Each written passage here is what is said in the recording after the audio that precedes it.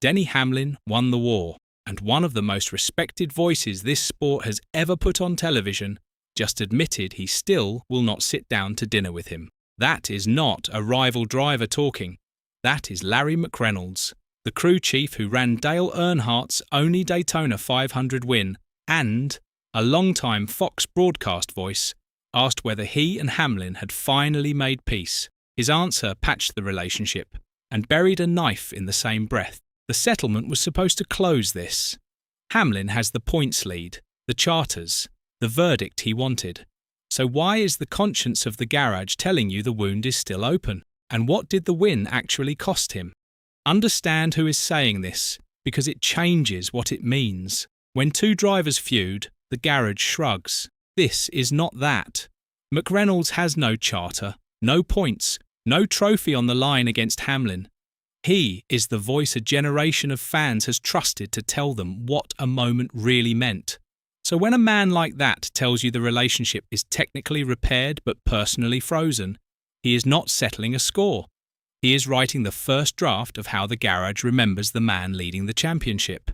And that draft does not read the way the standings do. Start with what actually happened. Late in 2024, NASCAR handed every Cup team a new charter deal. Every team signed it except two. One of them was the team Hamlin co-owns, 2311, alongside Michael Jordan. The other was Front Row Motorsports.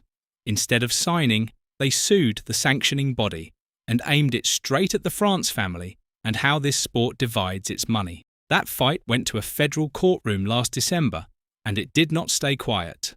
For more than a week, the sport stopped talking about racing and argued antitrust law. Then, before a jury could decide it, both sides settled. The teams got their charters back for 2026.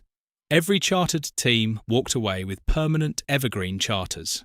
On the surface, everyone won something. McReynolds watched from the other side and never hid where he stood. He thought the lawsuit was a mistake and said so on SiriusXM Channel 90 while it happened. So when someone recently asked whether he and Hamlin had patched things up now that it was over, the honest answer was always going to carry weight. It did. Just not the kind Hamlin wanted. Here is what McReynolds said. Asked directly whether the two of them were in a better place now, he did not dodge. Yes, technically. And then the knife. I still wouldn't expect you to walk into a restaurant and see us having dinner together. He added that they never really had that kind of relationship anyway, even before the lawsuit. Sit with that. This is not a heat-of-the-moment reaction. The trial is over. The settlement is signed. Hamlin got what he wanted. And the answer from one of the sport's traditional pillars is a quiet, permanent no. Not anger. Distance. That is worse, because anger burns off and distance is a decision. So why does it cut this deep? McReynolds does not hide the reason. I still say the lawsuit was not a good look. In his eyes, the fight did not just challenge NASCAR, it hijacked a season. He pointed at everything that got buried while the sport argued antitrust law.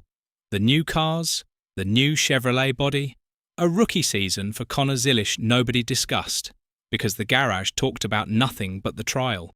And this is where it turns. Because if McReynolds simply believed the lawsuit was wrong on the merits, that would be a clean disagreement, but he does not stop there. Here is the part that reframes the whole thing.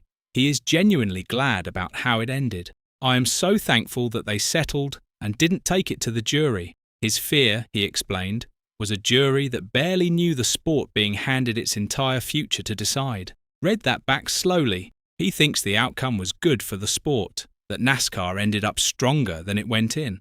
And he still will not share a table with the man who forced the fight. If this were really about protecting NASCAR, the healthy ending would have cooled him off. It did not. Which means whatever sits between McReynolds and Hamlin was never about charters or antitrust law in the first place. There is one more piece, and it is the part almost nobody circled back to. When the settlement landed last December, Hamlin did not go quiet either. He went straight at McReynolds and the rest of Channel 90 and asked, in public, whether any of them would be issuing an apology for what they said when the suit was first filed. He never got one.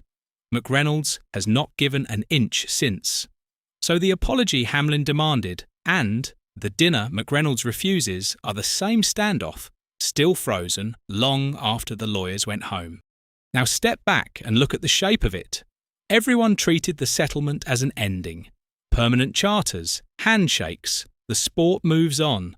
But a settlement only closes what was written down. It ends the legal fight, not what the fight was actually about. And here is the flip. People thought this was a lawsuit about money and charters. For the lawyers, it was. For the garage, it never really was. It was about a driver 2 decades into his Cup career deciding he had the standing to drag the sanctioning body into federal court and rewrite how the sport is run. To Hamlin, that was leverage. And he was right.